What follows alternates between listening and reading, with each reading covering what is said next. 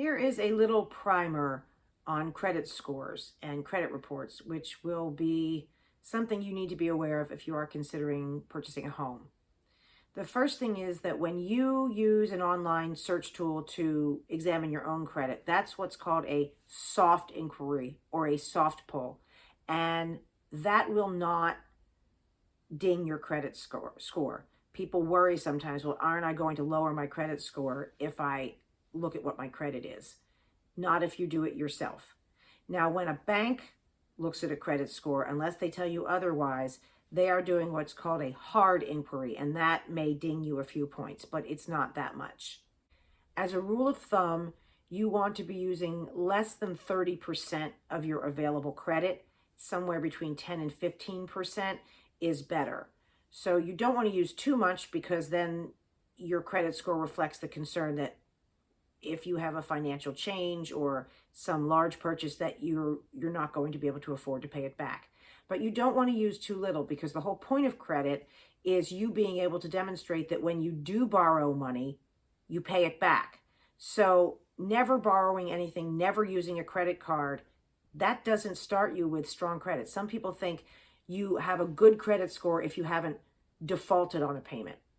While not defaulting on a payment is good for your credit score alone, it doesn't increase it. You have to demonstrate that you can borrow money and manage to pay it back promptly.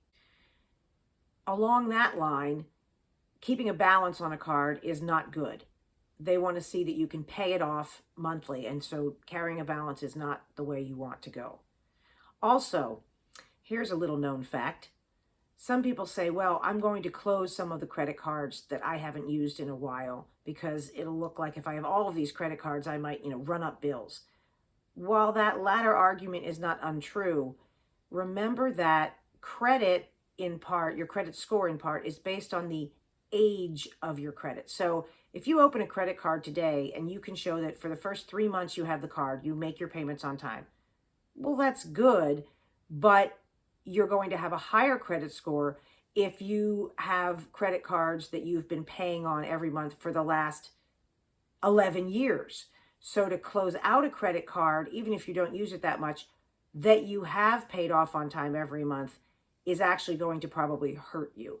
So the age of your credit is an important thing to know. The longer you've been able to demonstrate good payment history, the better. One other suggestion I have is that I would recommend, before you get too far into the house hunting process and you're going to need to be talking to lenders, do pull your own credit score, because believe me, it is common for there to be errors. And if there are errors on there, whether it's a name confusion where somebody else who has the same name as you do had a credit problem, that can show up, or something says it wasn't paid when the reality is something else happened, like the bill went to the wrong address and you talked to the company and you paid it and they said they'd waive the late charge, but they've still reported it or they forgot to take it off. There can be errors. So I would recommend pulling your own credit and looking at it and taking care of any errors that are there, so that when you do start talking to lenders, your credit is